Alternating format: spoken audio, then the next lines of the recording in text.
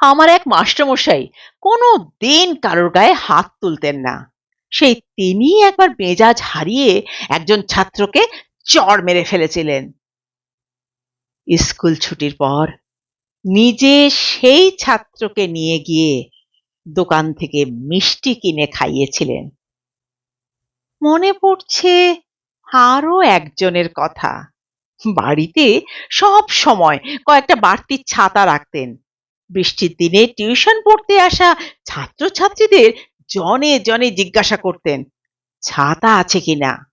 না থাকলে দিয়ে বলতেন, জানি তোদের বৃষ্টিতে ভিজতে ভালো লাগে, কিন্তু এই সময়টা ভালো না, ভিজিস না, ছাতাটা নিয়ে যা, সামনের দিন নিয়ে আসিস।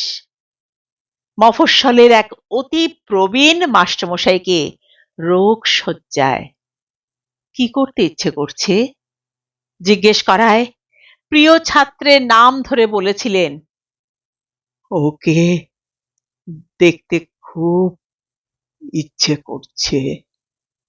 বিশ্বাস করুন, সিলেবাসের মধ্যে আর সিলেবাসের বাইরে অনেক অনেক জিনিস শেখানোর ফাঁকে এক মুহূর্তের জন্যও এনারা বুঝতে দেননি এটা তাদের জীবিকা। ছাত্রের কাছে হেরে গিয়ে যে শিক্ষক আনন্দে কেঁদে ফেলেন, কিংবা ছাত্রকে শাস্তি দিয়ে যে শিক্ষক নিজেই কষ্ট পান, শুধুই শিক্ষকতা তার জীবিকা হতে পারে না। এত বছরে সিলেবাসের মধ্যে আর সিলেবাসের বাইরে যা কিছু শিখেছি যত জনের কাছ থেকে, তাদের সকলকে আমার আনত প্রণাম। যা কিছু শিখতে পারিনি তার দায় পুরোটাই আমার। তার জন্য যা শাস্তি প্রাপ্য মাথা পেতে নিতে রাজি আছি। শুধু একটাই অনুরোধ, বহুদিন আগে যে ছাতাটা দিয়েছিলেন সেটা ফেরত দিতে বলবেন না। আপনাদের দেওয়া ওই ছাতাটার আজও বড্ড দরকার, সময় এবং অসময়।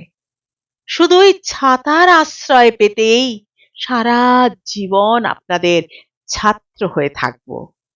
ভালো থাকবেন স্যার, সুস্থ থাকবেন।